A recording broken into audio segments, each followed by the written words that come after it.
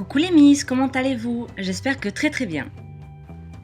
Alors aujourd'hui je vous propose une vidéo de bricolage. Je vais vous montrer comment j'ai relooké mes tables de chevet. Il nous faudra de la peinture blanche, de l'enduit, une ponceuse, du papier de verre et un petit peu de patience. Si comme moi votre table de chevet a des tiroirs, il faudra les retirer et enlever les poignées. On peut maintenant passer au ponçage et cela de deux manières. À l'aide d'une ponceuse électrique comme moi ou bien à l'aide de papier de verre. Dans ce cas-là, je vous conseille d'enfiler les gants pour préserver vos mains. Une fois notre meuble poncé, on va le nettoyer en lui passant un chiffon humide. Et on renouvelle l'opération autant de fois que nécessaire jusqu'à ce que notre meuble soit totalement propre.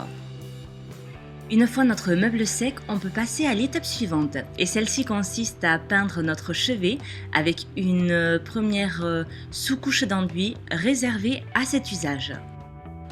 Le fait de poncer permet de rendre au meuble son aspect brut et cela permet également à la peinture de bien accrocher.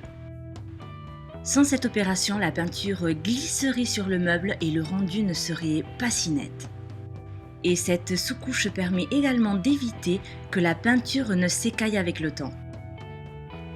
J'utilise un rouleau pour les zones les plus importantes et un pinceau pour les plus petites. Et surtout, on n'oublie pas de poser du ruban de masquage autour de toutes les zones à protéger.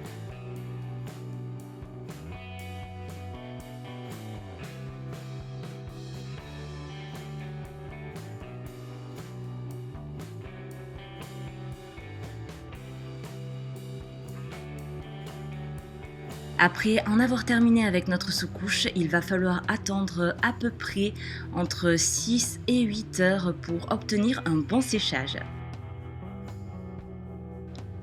Afin de retirer les petites imperfections, on ponce à nouveau avec du papier de verre au grain très fin. Et comme dans l'étape précédente, on nettoie avec un chiffon humide et on laisse sécher. On peut maintenant commencer à peindre. Moi j'ai opté pour une peinture satinée, mais vous pouvez choisir selon votre goût une peinture brillante ou mate par exemple. Et pour passer la peinture, c'est suivant votre motivation, au rouleau ou au pinceau. Quand notre meuble est sec, on peut refixer les poignées et tout ce qui a pu être retiré comme par exemple les pieds s'il y en avait.